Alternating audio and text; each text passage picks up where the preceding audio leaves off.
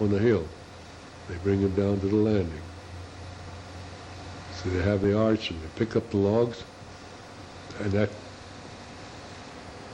would take a bigger load that way. So, but most of the logs now, they don't use arches, they use bobtail. Bobtail is just hooked on the back of the cat and start down the hill. Of course, they log those rougher country. What is that a view of? What was that a view of?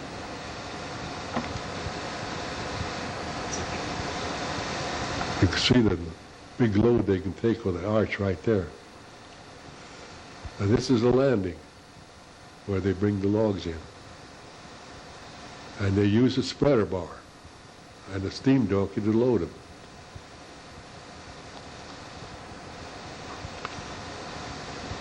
The loader man right there is Joe Souza. This was in 1936 when they had a logging congress in Eureka. So they took the people out to watch them load logs on tractors. On trucks. This is the first trucks. So that's what they used to do in the logging congress when they used to take him in the woods. Different companies would take him in and show him how different logging was done. This was the first truck, so they took the logging congress people in to this home to Eureka to show them the first logging trucks. And they were all V8 Fords. They were pretty small trucks to be hauling those big logs.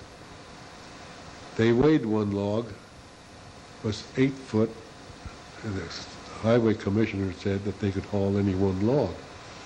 But they happened to weigh a log one time, and it was 8 foot in diameter and 20 foot long, but it weighed 32 tons. So they had to stop that. Then they had to start splitting it. So here's the man that's splitting. They drilled a hole down in that log there. And then they poured black powder down there and set it off. And that's how they split the logs. Nowadays they use a chainsaw to split it if they're too big to bring in. That man, the powder man there, was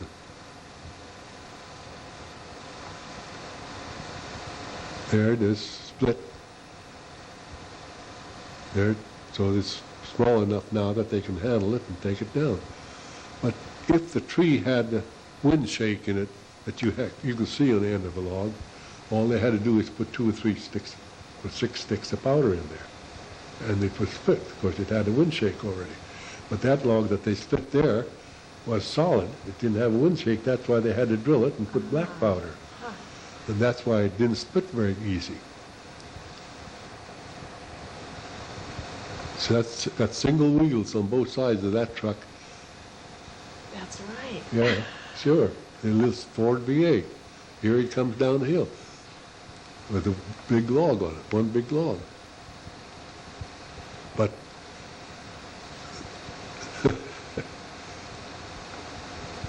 see that big log on that? Just barely legal to take down. Here's home Eureka hauled the logs from up in the woods on the Van Duzen down to Carlotta, and they unloaded the trucks here and put them on the flat cars and took them to Eureka, to the sawmill. Holmes Eureka sawmill was in Eureka at the time in the bay. Here's all the boys sitting there, probably waiting for another truck to come in, having coffee, or there's one single log. That's all he could haul right there.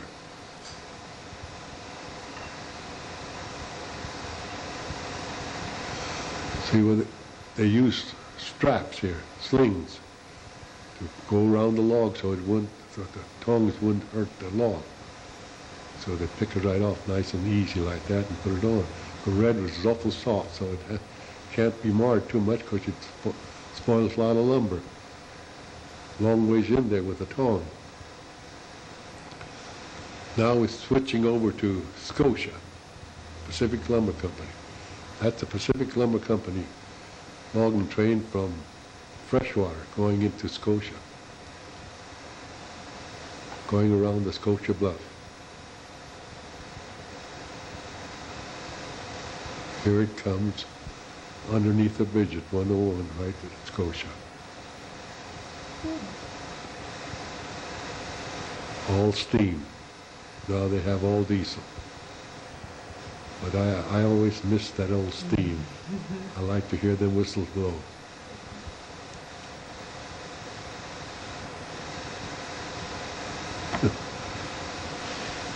They didn't peel Scotia. Pacific Lumber Company didn't peel their logs in the woods. You can see all the bark on the logs there. They took them right into the mill. There it's going into Scotia. Here comes another train. It really has a load. It's a little bit upgrade right there.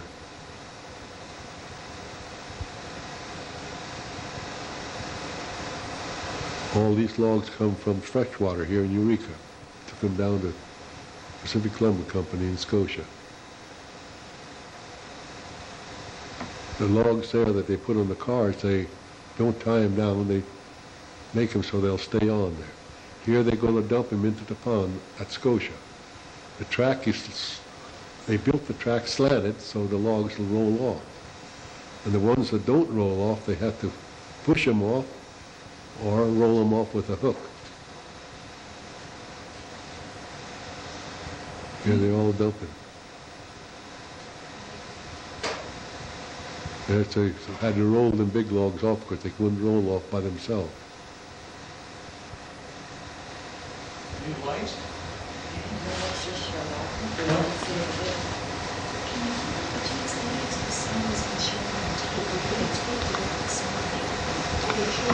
Big butt cuts like that on them, they sink like a rock.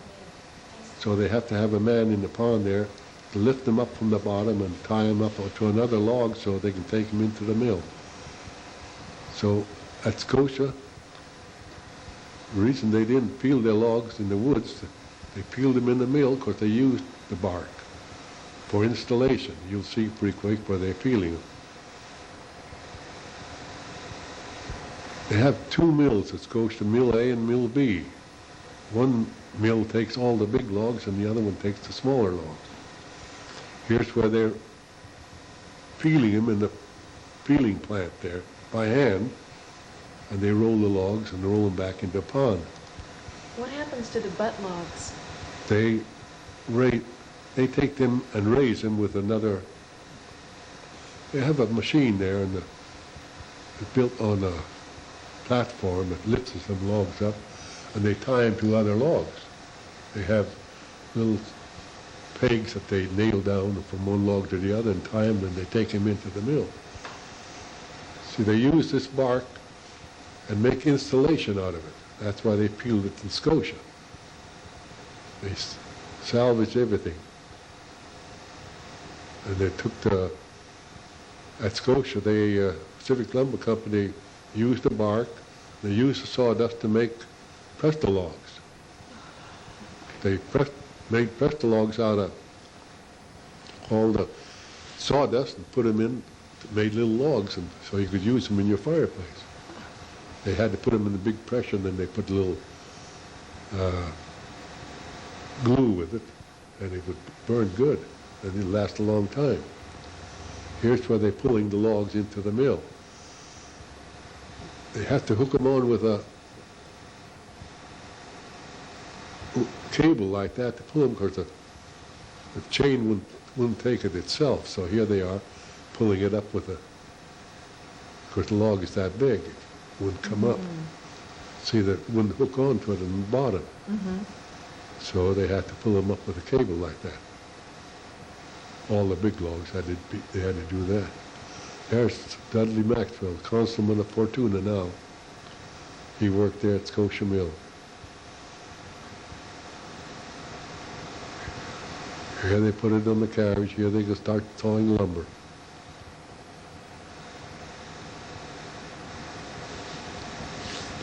Big slabs like that, they have to slack them down easy so they wouldn't break or split if they sawed narrow, small lumber, 1 inch lumber. Big 2 inch lumber wouldn't break like, then they saw 4 inch lumber. Well, they wouldn't break it if they let it fall. That's the carriage right there, and it was all steam built in those days. Everything with the shotgun feed and all steam. Here's where they put it to the edger and make the sides of the lumber. 4-inch, 6-inch, or 8-inch, 12-inch lumber. Now here's where they take the bad pieces out. Ones that they cut them to lengths and took the bad pieces out. They cut that bad piece out. It was no good, so they dropped down certain saws or certain lumber. Here's where the comes through the edger.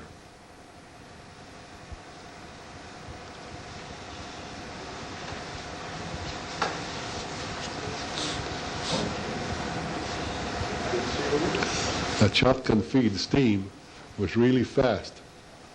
You could hardly sit on the carriage. It went back and forth so fast. But now it's all electric. There's the ships that come in and get the lumber, Humboldt Bay. Here's where Pacific Lumber Company owned the dock at Fields Landing.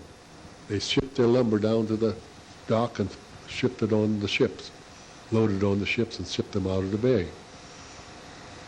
Some of them went to foreign ports, and other ones went to San Francisco, Los Angeles, and they'd load them on cars and ship them where they had to go. All the companies had their own ships.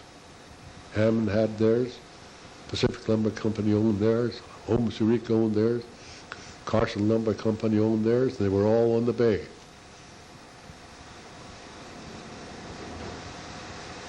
Till 1913, the railroad went through, and they started to haul it out by train. Here's where they put logs on the deck, and they put lumber in the hole.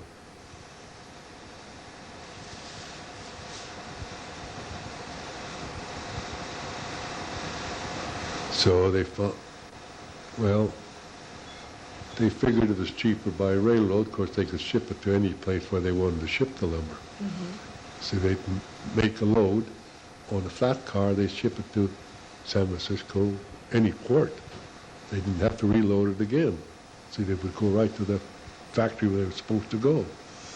That's Scotia, name of that ship. Scotia owned it. Pacific Lumber Company owned it. So most of these ships went out of the country then? Yeah, they went like to Australia, went to different ports out of the country. There's two ships right there at the one dock at one time. Redwood, they used to send lots of redwood to Australia. Of course, redwood would not rot in Australia. The bugs wouldn't eat it. So Australia would send the eucalyptus here. Of course, the bugs here wouldn't eat eucalyptus. That's what they use, lots of eucalyptus for piling instead of redwood. Redwood is good piling too, but it's not as hard as eucalyptus. So here goes the ship out of the bay.